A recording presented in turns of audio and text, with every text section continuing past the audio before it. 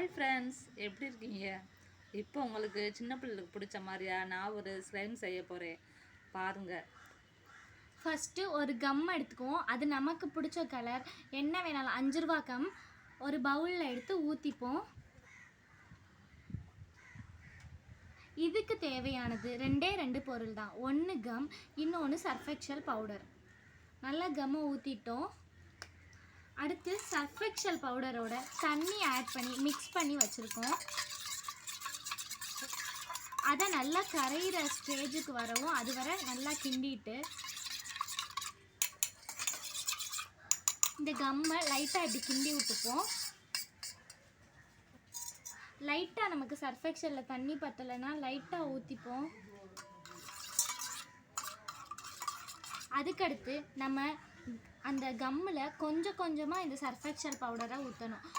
அப்படியே ஆட் பண்ணிட்டோன்னா ஸ்லைம் நமக்கு வராது. நம்ம கொஞ்சம் கொஞ்சமாக ஊற்றல ஸ்லைம் வந்து நமக்கு நல்லா அந்த பதத்துக்கு கிடச்சி நல்லா கட்டியாக வரும்.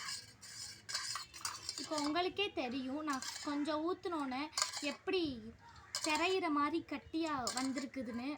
அடுத்து நமக்கு பத்தலைன்னா நம்ம கொஞ்சம் கொஞ்சமாக ஊற்றிக்கலாம். பத்தலைன்னா இன்னும் கொஞ்சம் ஊற்றிப்போம்.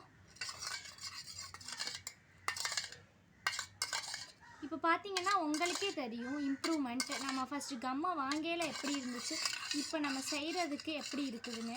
இது வெரி சிம்பிள். சின்ன பிள்ளைகளுக்கெல்லாம் ரொம்ப பிடிச்சிருக்கும். இது சின்ன பிள்ளைங்கள்லாம் செய்யணும்னு ஆசைப்படுவீங்க. அதுக்கு இந்த ஸ்டேஜ் போதும். இப்போ வந்து நமக்கு 5 ரூபா கம்மே இவ்வளோ நல்லா யூஸாக வருது. இதுவே நமக்கு போதும். அடுத்து நம்ம கொஞ்சம் இது செஞ்சோன்னே நம்ம கையால் எடுத்து கிண்டி இது பண்ணலாம். இப்போ பார்த்தீங்கன்னா உங்களுக்கே தெரியும் இந்த கம்மோட பதம்.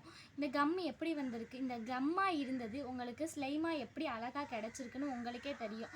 ஆனால் இந்த தண்ணியெல்லாம் உறிஞ்சு அதுவே நல்ல பதத்துக்கு வந்துடுது. உங்களுக்கே தெரியும் இந்த இது எப்படி வந்திருக்குன்னு, எவ்வளோ அழகாக வந்திருக்குதுன்னு. ஈஸியான ஸ்லைம்.